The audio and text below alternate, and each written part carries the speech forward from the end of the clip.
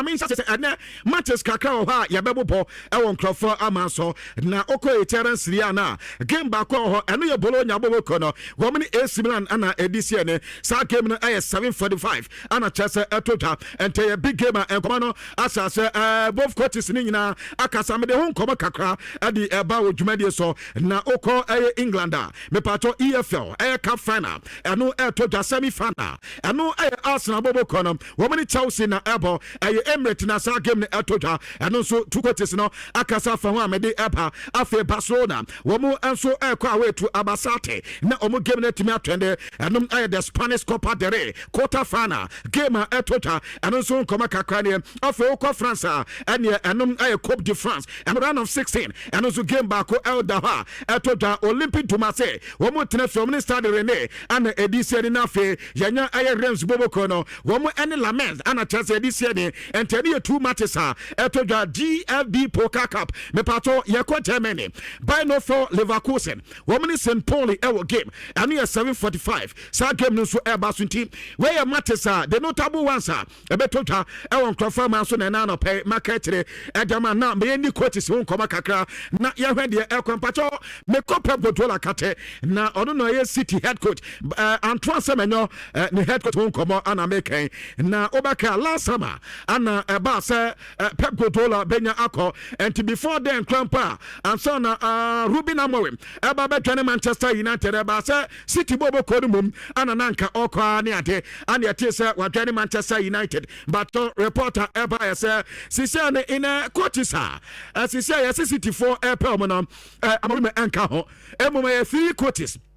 ana meeti omudi wo munyina ye coaches sisia no kame so modern bono in the coaching career no ekosuru ye pa bako Xabi Alonso wono ana Madrid nano daya ana mo kan to afa Cesc Fabregas wono e ko mo bobo kompepe wona head coach at the moment Enzo Maresca former Chelsea head coach sa coaches ya mabobo mu edi emu bako pen empempe woguso adwuma na omu mienu akade obi anu ha empen wono anso ewe team bia beta yesi City bobo ko ni few say so me hia coach pa na sa Pep Guardiola ebenya akopa dia sa coaches men say wo munya mu ba ko mu otidie say City bobo ko no the one person City anso ekon the same thing ana tell so mbenya no eno ye reporter etotwa ewo dwumade so na no pe no make a check akra e dia ma wan checha hodo so na ma men ko Portugal na men ko din koma kakra na no obeka mba beka to say sisi coaches na omukra unbeaten record say ufi ahead of top 5 edi frona ebia with the Portuguese league no eba beka ho a ebia wo nso edi no beka na ebia kwakwa top 6 wo do munyina ka bom dia coach na tese all lusu ke ayo penya ni tin edi Fayoli na reporter mensa aka say isa de ade no enya apa na wie esanse unbeaten record na ekwa no na 19 matches on the beaten record and na tese club no no report no at as ade and Sisiano enya and so up and we anti Francesco Fayoli Sisiade unbeaten record and ekwa no emu enya hwan anti and reporter every FC Porto akate ade eba ewo dwumade so na no pe me ka check akra ade ema wo aside that na menko Marcus Trafford no da obeka mba beka to say yase Michael Carrick ewo gidie pa say wo mu de atuma no ema na nipa ba ko a obe prefer say ode ne beba back to Manchester United Marcus Trafford na yase Marcus Trafford atesa nkomo no yase akwedi nkomo akate Barcelona fo ne say Barca the way musi ye de pa no say pa so beja Barca ho pa akode de bi enya de say be say say Manchester project no mo ye no hwemu din sabio project no enya de eswani to project no huniti ehuni na ehuni nsa as a Manchester United project no the whole and now they say huniti na as a we player pa what menya gidie e Manchester for bakra and now they so no why na adwen say obaba be sia kan e de Manchester United be say Barca sisi onya bipo Barca we bu fili say o captain no ho Barca supporters ni yadado Barca oba we go so share and the sapa say ade na fa e de ma no basa baba to Manchester na Manchester for e de nanim aye from pa de nya de so betime aye sa de no e reporter Marcus Trafford the free na kate eba e wo dwumade so no ada na transfer deadline and team Saudi on SSI na Jonas Adete Ghana nipa or Black Stars player we see kan Edma FC Basel reporter mensaka say ano 24th by Bobo Kono e Germany na wanya twene ne contract ne to 2030 and your contract abrante no akwakwasa that means a 4 years contract ana Jonas Adete and so akwakwasa mpato agwabrante wanyini kra 22 years ana Jonas Adete enya enti wono akoda kra enti so mo Black Stars na ebia pressure for man manya abotre e dem because omusu sankodan kra 22 years Jonas Adete na eno a wasani wie ana ebisa say aso sisi na German Bundesliga no who say no so a liga in fact wa pe wa hwe ni ma teye pa ana sisi nensa enso timaka ofisa football bobo ko na wa twen no a team e babo ma na football career etimi akona nim ye pa ata so no so e de nim de e ba be bo team no amata sa ne ma ya kama adama football bobo ko na no e Jonas Adete enkoma kaka bratan di tutwa e wo dwuma de so na no pe make tire adi amana kawim Benzema de tebie wanya free Al-Ittihad na oko Al Hilal na oko kosia kam enso adama na ano na branche no adi statement adi akoko to the Instagram ano chese obeta ni teammate no ombedo mu nyina se na wapo mu nyina baso in fact ne tama wani Ittihad boboko no have ye nyina eyodo eni so ana chese omoda na di editor no and France ni na supporter wo me de man ni na yade na chese nani age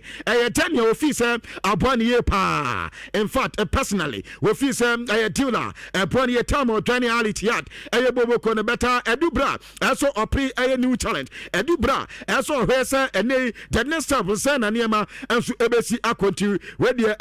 wonyo mo sa akwa okatom se anya hwe kwa no so na Saudi Pro League na anom womuti in a month won be koso enso asia anom aye reporter Karim Benzema adi tutwa ewo dwumade so na no pe no make tire edema na Tariq Lamptey enso eno ada me ba be di akoda ne ho nkomo adi to kato so obeko Everton eno ada ni loan move no enya eko so atesa brante no enso adwani Everton boboko no eno so nkomo kakra de na de tene diet up mekano eno ada na eba ya se upa enya enso assign new contract assess no wenya ye adi ama Bayern Munich boboko no na sign contract na oye no sisi na baba ma Liverpool boboko no Barcelona boboko no ana fe Madrid say wo pe the next option of center back say wo mu so enya no say Magayi ana nko mu nyina Magayi City ana nanka brante de diet up mekano nanko mu fi san ko menya upan so no sisi no so a new contract assess adi ama Bayern Munich boboko no enti say Madrid sisi adi say Nicolas Trachterbeck one player no Alfred Gonzalo Ignacio Antonio Silva ana adi say brante din Editajo Scavini where players yase Madrid edo many ebuse so munyamu ba akodi ebia na tese etimi abo Real Madrid boboko no enkoba kakwa so etodwana mama me Antoine Semenyo was squeeze no so na Antoine Semenyo a granting interview World Cup Ghana yebeko no answer Ghana ye kwa America US ho ana me de Ghana koto e group na ho ana yebeko akobo matches ni nyina na Antoine Semenyo ne yebisanse World Cup ne ba so wa prepare na Ghana amanya muni omokwa kwesi no uhu ne se enema nyina da ho ana na Antoine Semenyo interview no yente nkoma kakra Semenyo edi tu edwa. Yeah, we're gonna come in big bunches. I'll tell you that. I think big tournaments like this, we want to show our culture. We want to show we're different to other nations, whether it's dancing, whether it's singing, just supporting the crowds. Yeah, it's just endless. I think Ghana runs through so many people's veins back home, and yeah, we just love football. So World Cup's gonna be it's gonna be amazing. Hopefully, God willing, we do well, and yeah, looking forward to being in America. Like, you learn a lot. They teach you a lot of things quite early on, like preparing yourself for adulthood, just making sure you're always on your toes, you always work hard, you always have a plan B. And the Antoine Semenyo say Ghana your man ye do football ye pa ana wake up no so we player now kwa wusuani ma PT ayade o mani nyina ehwe ni ayade o no so ehwe ni ye pa sa Ghana be connect wo mo so atry na o mabo mo homoden eno ya Antoine Semenyo dia odi tuja ana ye bi san say Uko City ya say unipa baako aye Erling Haaland ya say edu baby kra Haaland for first semenyo fabon fa ha semenyo fabon fa ha ne adade eto da bi so ya say ufi say yam pass ball ne man ne adade amafo na keka nsema na oni Erling Haaland mu relationship say na city woni ne ya fine mu di nkomo mu ye closely ana semenyo anu ya wodi ma ye. No, it's great. He's made me feel so comfortable. He's a loud character in the change room, very vocal, but he's made me feel the most comfortable, I should say, from day one. Even with that clip, just before that clip even came out, he was just saying like, "Great to have you here. Obviously, we're gonna win leagues, cups together, compete for top goal scorer as well. So it's nice, friendly competition. But I'm glad he's on my team." And team Pato Abranten and Koma Kako, the Atujano, Sanya Osamu who are Bontenesa, and the city since we're dining in Abranteno, a pass or Mummy number game now, or Maria City heading could now go,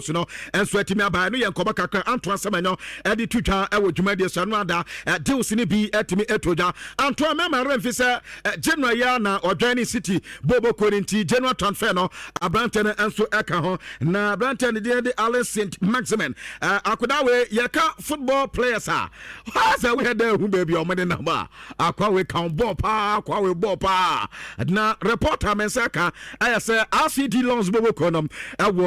part of France at home, and I planted them and so aqua training, and not the moon feeling the camera, and I Alan St. Maximin and Komaka Crania, and not the Assassin, and so in our journey West Ham United, and to Azo disaster no, one also a long tuna or Quacobo, where we are back to Air Chelsea, Azo disaster, Testajan. By 2 months, yes, Nitiani, you cry a tremant, and I say, Obasa, Tessa, the Quaco Pratna, and rather, Mekodin Komaka, and the Yabisa Hanse Fleck say, what is a Tessajan Eprana, now a friend, and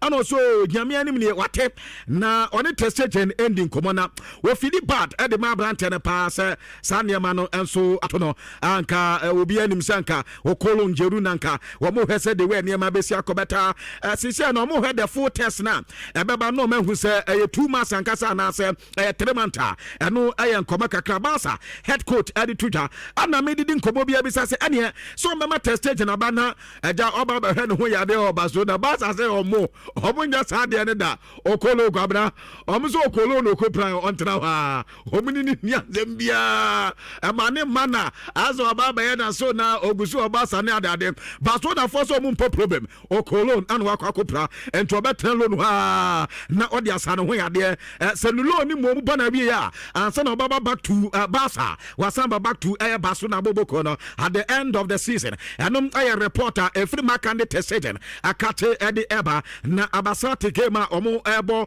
against Barcelona na Hafinha we second from Barcelona na reporter mensaka ya say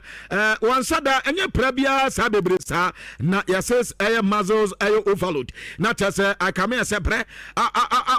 ba ni body ni video num enti so mutimi Emma Branteno enso ho meka kanti reporter men saka esa na no kra no wan ko training te ene against Abasata nya de se Abranteno be siaka na anom ana Hans Fleck say yanka mo bianta se ha adwene ye pa esan se season na ye wram no ana se ba bia ye dui e football calendar ne ye ba bia match se ho ye panti akomaze so player ba kokura pra na nya just any other player bia te se Hafinha one Hans Fleck de ade because or match is P our anima eso bontino obompa say some players no mum prepra na obi anso beba back na tese etimi ababe bo Barcelona boboko no ene yankoba Hans Fleck edipa e wo dwumade so na error and semeno aye Chelsea player na akoda wo omede ni Boca Juniors ba and Chelsea say ne mumia ye ana omede ni Colo no awo Borussia Dortmund na by then kwambo Chelsea say akoda we no omoso one tina Boca kakana wonye train na akoda tina ha oba na Chelsea say dabi dia ne de omede ni Malone ana omede ni Malone Borussia Dortmund ana last year okobo kakra na before kwambo so fi Boca ba kwabna anso better 2024-2025 season wa mobo ba kokra fa ma Chelsea fan you know 2025 ana omede ni Borussia Dortmund loan ana akoda kobo ya na afa e dia ma na ha na mo friend say monka mo to player bia ni din ade Jeremy Jake enti mo anya nsan ada Jake dia ene homna na nka homna bebo Chelsea ana akoda disu eja Dortmund ho na obae na akoda ba bedu ya yeso ho na dwuna eno kwabra no na dwuna asem na mika yo o ho no na dwuna na Chelsea for friends wona ye he okra tire ho no ntimi monti no ye de Mamadou Sa efi Stobok banti wo so na ati so kolo nani mama me tira Dortmund ne Chelsea for se da ene mama akwa so di tina premu ana hwi na nye video ya na nse ya na kwabna asem aba ho akwa kwa nya timi se na ninye ayi omu veli nyina timi se enya ni yem beta Chelsea for so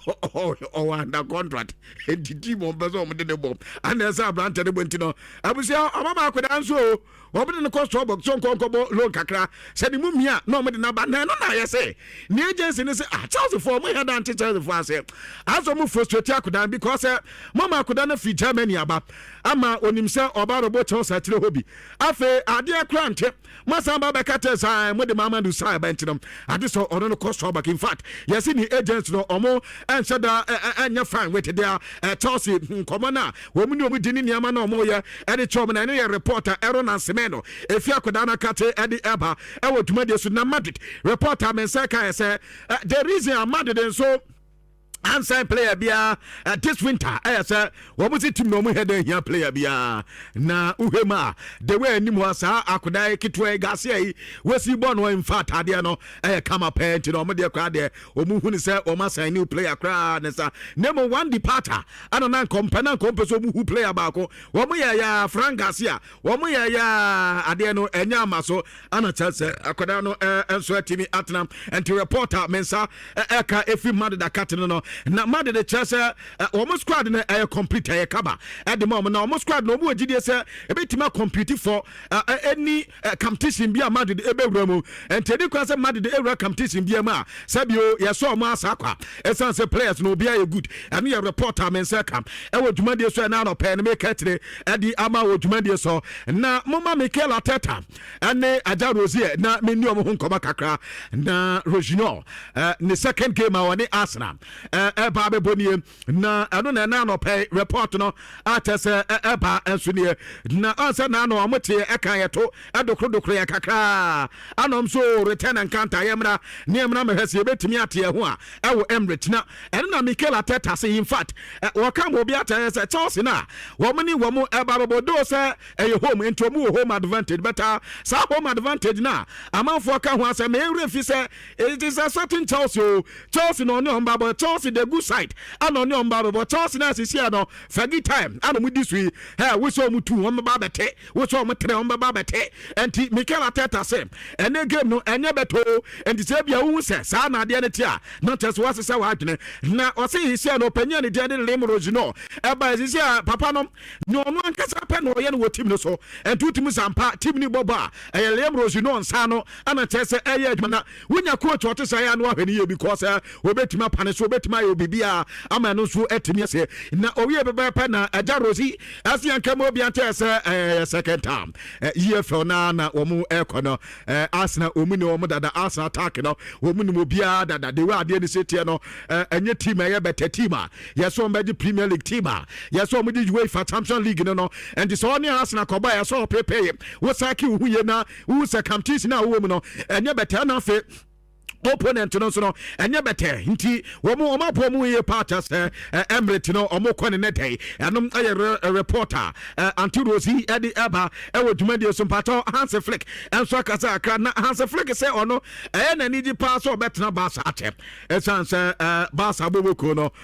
with the players omo ewo any do ono Hans Flick enya edema Barca team no ni jiwu ye pa enti on the opesa ogusua enso eye adwuma no eno reporter and also eba ewo dwumade so naja ye bisa se one reporter ne ade se oba back ya se koba se elect ne ba so ne eto aba edman se kima oba he se Hans Flick beto so ye man so why not na papa ne edman Hans Flick ye ne de so mo he no mo to no so ntino ene se ono na bebo so obi fufuro kwa na bebo Hans Flick edman na ye ndem one the time bia na obeta na ti eno aye baso na mo president one reporter en koba kakra odi tudwane na abrante bi na akwa ya de bi a kwabna nyame anim ni adisa your listeners are na betimi atemina ni so kakra pato ubetimi akwa YouTube ana wadwane wo YouTube kakra na mahada sa kwabna ka player we oba basoda abrante de Arturo Rasmus Vidal na Vidal na ye bi say in the heart of air midfield na or consider player ebia or more complete than ono air Vidal players are meba bebu mudi see your body na say yes sir onka say yes sir player no air complete at the time no Vidal na kwabna empa de okay nipa de otwa no aju hu ade one ye bi sa Vidal say Leandro Paredes one no when e fifi onim ni bo ana say eyo no Leandro Paredes men ba bia ana bi say na ba fufu all entomane waso on beno Java Rakitic waso on beno afi ade say Charles Arigos waso on channel afi Rodrigo Di Paul waso on channel Casemiro waso on channel ana Ngolo Kante kwabna Vidal so ni midfield bo edit Ngolo Kante ana ebisa so Frank Lampard waso Lampard nduru no yebisa Steve Gerrard wasi Gerrard nduru no ana ebisa Rodrigo Cascante wasi Rodrigo Meno yebisa Xabi Alonso wasi Alonso Mbeno ana ebisa Andrea Pelo wasi Pelo Meno ana ebisa Xavi Hernandez wasi Xavi Meno nadia nwanwa aya Andres Iniesta Lujan was on Bobo when the midfield no at the time Andres Iniesta ndi kwabna when here I just understand the bit me adu Arturo Vidal no say players amabubodi obi ani ho on the midfield ball at the time no yanko kakra etota ewotuma so no Adam Armstrong and so Sunderland no training Wolves Boboko no and afia hey commerce no Mekato say from Olympic to Marseille Akodano and so enya journey na big transfers to journey be major signings no Premier League no ma menyan kakra fama na muhu de we ade no enso esitie kwabra san to asem January what journey Manchester City and Strand Larsen and so from Wolves what journey Crystal Palace and Benjamin Johnson and so from Spurs what also journey Crystal Palace Bebuko no Bernard Johnson Radam Pato, Conor Gallagher, Atletico Madrid, Adrian Tottenham Hotspur, Anna Bryan, and so there's a Vasco da Gama, one Adrian Borussia, Bournemouth Bobokono, Anna Oscar Bob from City, one Adrian Fulham, Anna Tite. Cotalino, so also from Lazio, Wadane West Ham, Makei, Edwane Pato City, Pablo Felipe, and so Edwane West Ham, and Yenya Tammy Abraham from Besiktas, one also Edwane Aston Villa, Sunderland, S.I. Nelson Angulo, one also from Anderlecht, Anna Omasa and Adam Armstrong, Gordona Mekan Wasemi, Evan Bisan, one also Edwane, team and the Crystal Palace, notable player, Anna Tarek, from Charles Wadani Everton and Tuba Premier League, the top signings in Libya, to Ijana and Nano pay market at the Amachina, Ebrebema, na me the Spain, the Nabana, Spain, the end of Cabra,